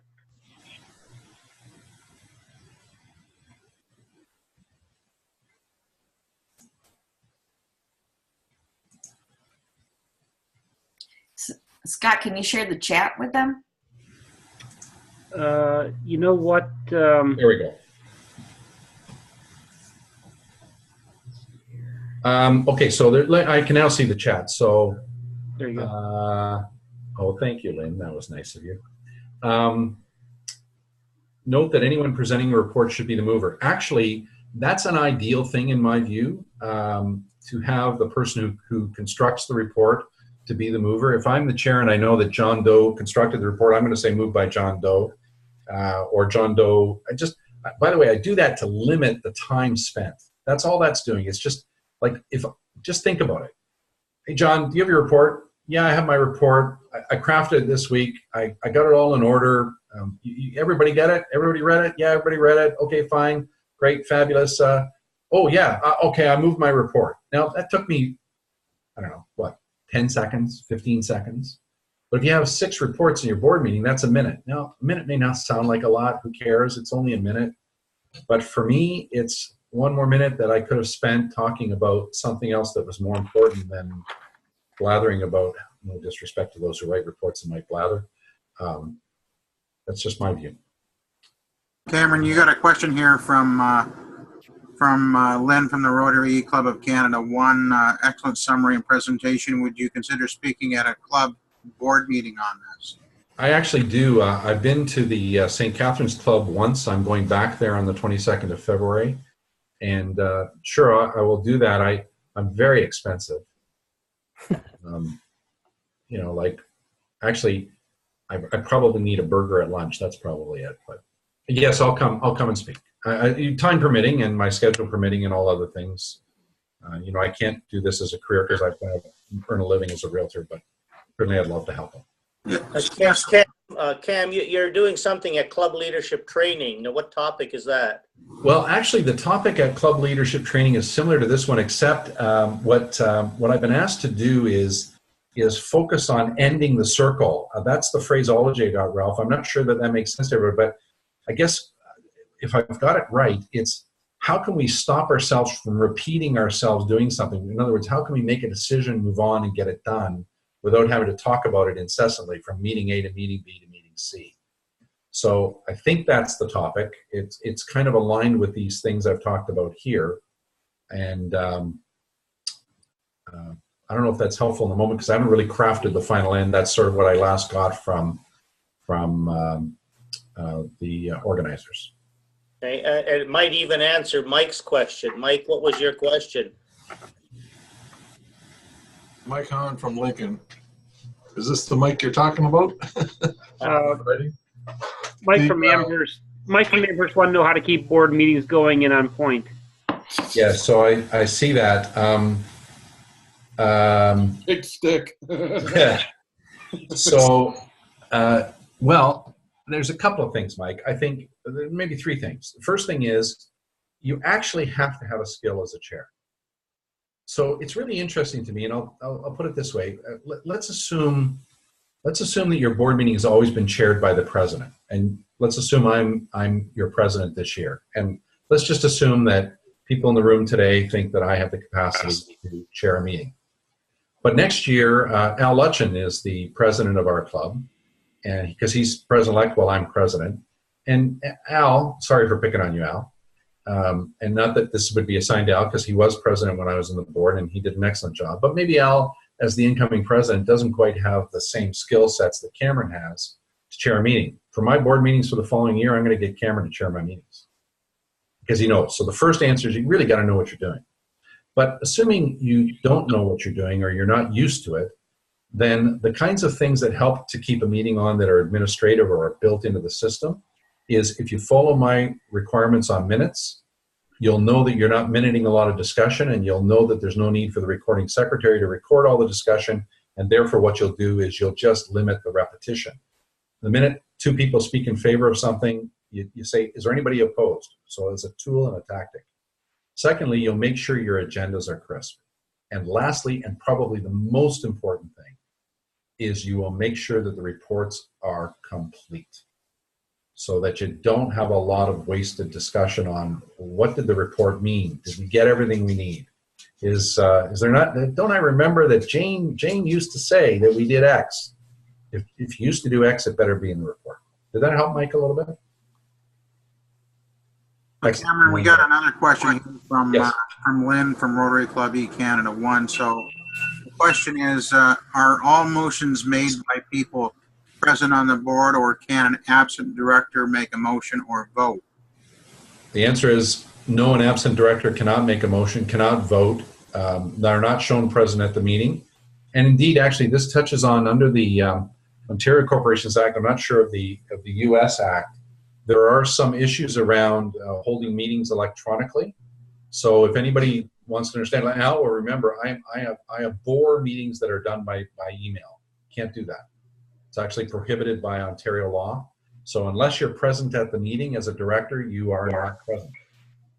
I believe the U.S. Act also prohibits meetings from computer or email. Yeah, not surprising. Proxy? Nope, can't have a proxy either. No director can act by proxy. You're a director. You have to be present. You have to hear. You have such the way the acts are written is that members have actually very little authority, and the acts are written that way because the lawmakers understand you have to vest in your directors decision making. I'm going to say on the fly, but I don't mean it's on the fly. But decisions have to be made by boards of directors in the narrow context of their responsibilities. And so directors are given a lot of responsibility and authority, but they're given a lot of liability that goes with that.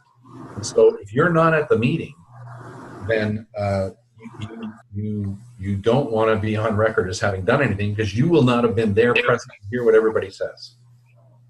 Mike from Amherst, I have one more question for you, Cameron. This is really great, by the way. Typically at our board meetings, we allow the General Assembly to come, the members to come. Yes. And that kind of gets sidetracked too. Is that good or bad? Well, I actually do not. First of all, it's not uncommon to do that. My own cooperative does that. I'm not a big fan of it. I realize it has to happen. I'm going to tell you why I'm not a big fan. I'm going to tell you how to manage it when it happens. So I'm not a big fan of it because directors need to discuss things and make decisions. And it's the decision that's important, not what they said, how they said it. And you don't really want people to be remembering all of that stuff or involved in all of that stuff or getting into the midst of it. It's the decision that's important, and you're liable for the decision. You don't want to be liable for all the cut and thrust discussion. So I'm not a big fan for having members in the meeting because it is, in fact, only the directors who have the liability. On the other hand, I recognize that it's one way of helping members feel that they're part of the exercise. If they're at the meetings, my request would be that if they have a question or a comment, they should do that through the chair, let the chair filter it, sort it out who it goes to, if in fact that were to be allowed. And ideally, I would just say that they're silent observers. That's really the more ideal. But you can have the interaction. You just have to control the interaction as the chair. Well, Cameron, there's another question here from Sue Collins out of Waterdown. So does that mean we cannot make a motion and take a vote electronically? This goes back to the earlier discussion. You cannot take a vote or a motion electronically at all. If the people, what the Ontario Corporations Act requires, that if there's a meeting of the directors by electronic means, it is allowed as long as the directors can hear each other simultaneously, meaning they can hear each other simultaneously and they could talk. You know, when you're sitting around the board table and 5 people of your 10 directors are talking, everybody can hear what the 5 are saying, jumbled, mumbled as it is. In most electronic communication systems, like maybe not this one in particular at the moment because I'm not as familiar with Zoom, but in most telephone systems, when one person's talking, nobody else can talk. The person, if I'm talking on my screen, I can't hear somebody talking over top of me. You have to be able to hear somebody talking over top of you. So the quick answer is no, you cannot do something electronically in Ontario law. The new act, by the way, the new Not-for-Profit Act in Ontario, which has been passed by the legislature but has not yet received proclamation, and so therefore is not law yet, it's a little softer in its obligations, but in the present scenario, you cannot do it. And I wouldn't recommend you do it, actually. It's not good form. On those regulated, you want to do that because you're deciding something that's operational, no problem. It actually violates open meeting law. basically in the U.S. Okay. Good.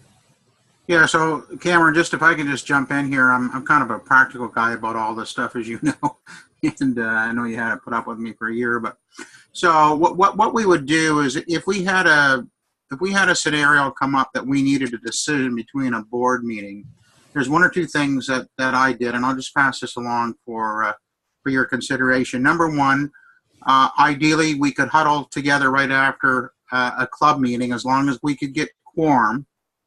And the meeting we would only have that one item. It would be all done in 2 minutes. We'd get a motion if it was necessary. It would be recorded. And then when we did come back to our next proper board meeting, we would reconfirm the motion. That is one way to get around it if you have an urgent item. Another way to get around it is you could do, and Cameron, just close your ears at this. You can do, and this is what I did from time to time. I would do, if we had something come up that required a board issue, and it will happen, I guarantee you it'll happen.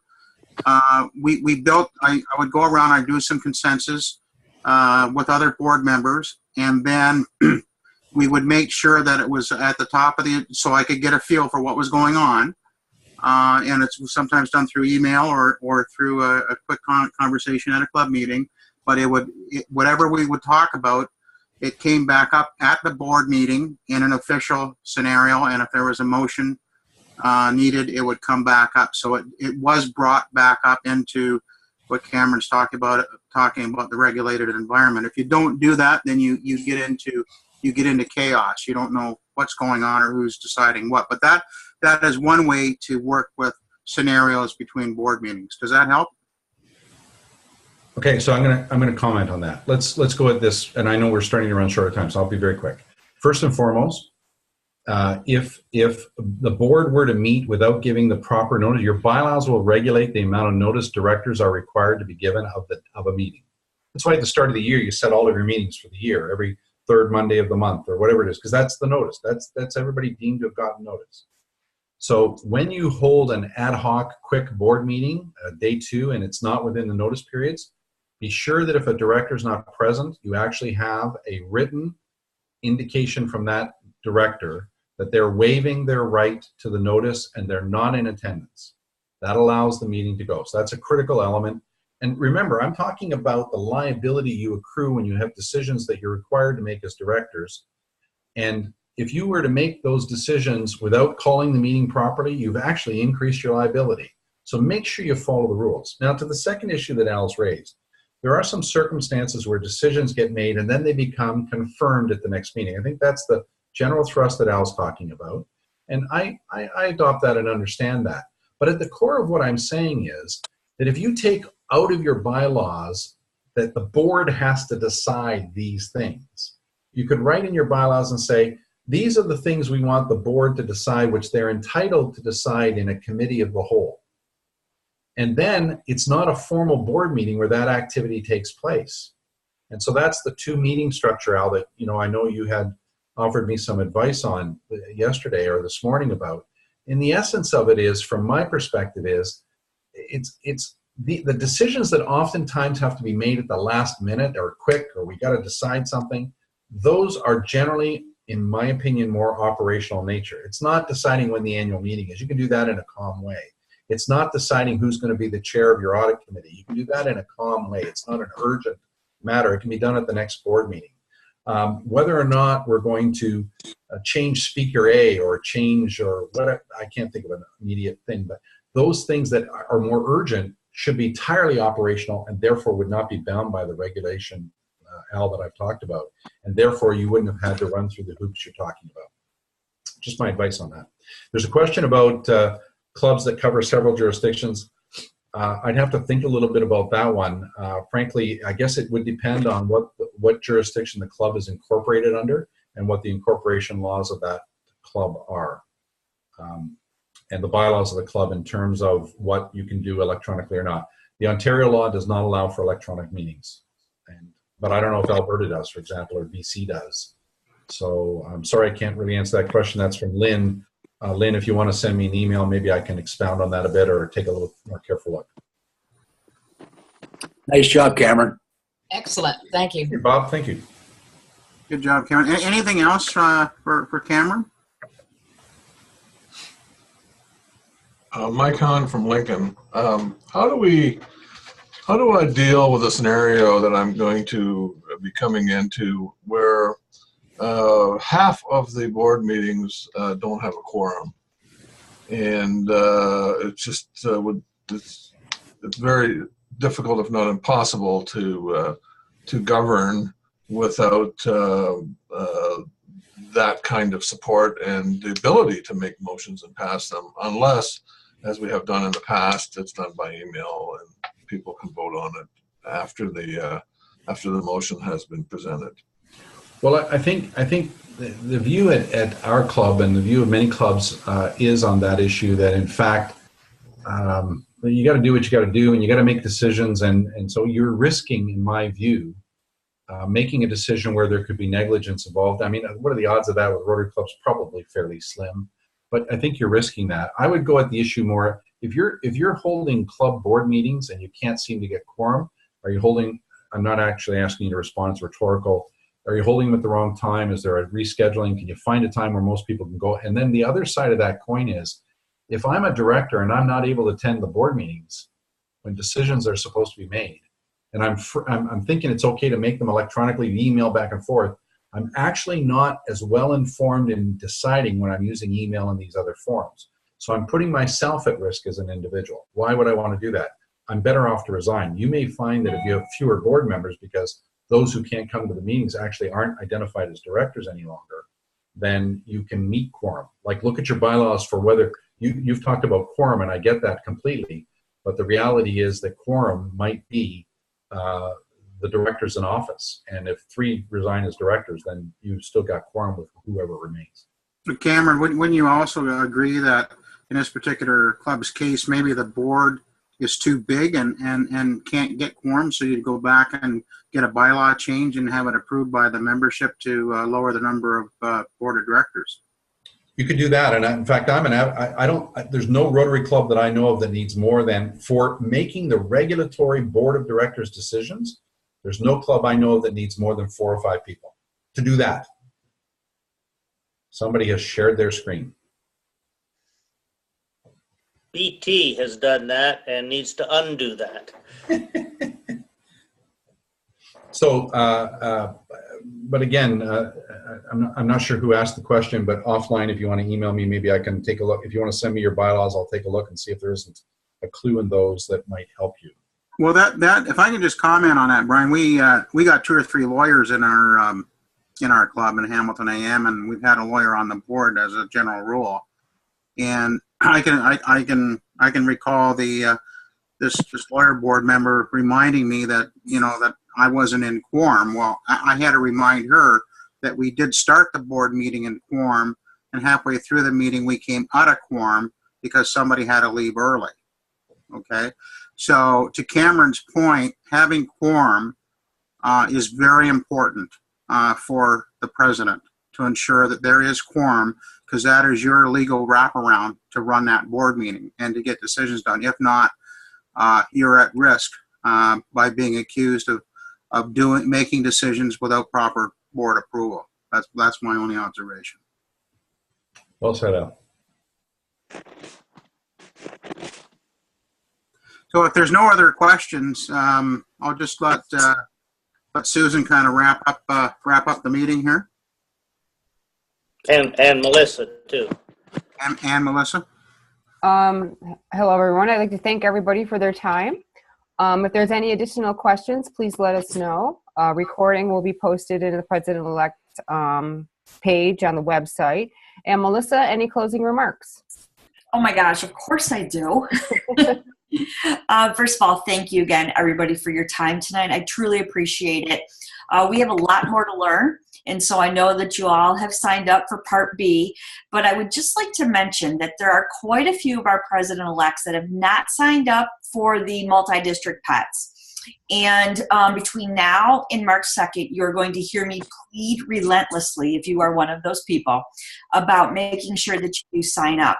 If you've enjoyed your experience here tonight, and I think we've had some great interaction, even though it's all online, you're going to have an experience at Multi-District Pets that'll blow this out of the water. If you're a repeat president, I don't want you to be a Debbie Downer and tell me I don't need to come because I've done this before. What I'm telling you is this is an opportunity for you to mesh with your classmates, talk over ideas. Rotary is changing. So even if you were president last year, things are changing moving forward, and you need to be there, and you need to hear about it, and you need to work with your incoming team. And quite honestly, this is my opportunity to gel with all of you and create our team as we move forward, and to be your inspiration and to help you be an inspiration to your club. So that's all I have to say tonight. I just want to say again, thank you. Please consider signing up for Multi-District Pets, and I look forward to seeing everybody at Part B in another week. Thank you. Thank you. All right, signing off, everybody. Thank you, everybody. Great webinar. Good Have job, a, Justin. have a great week. Good job. Okay, thanks. Thank you. Good night.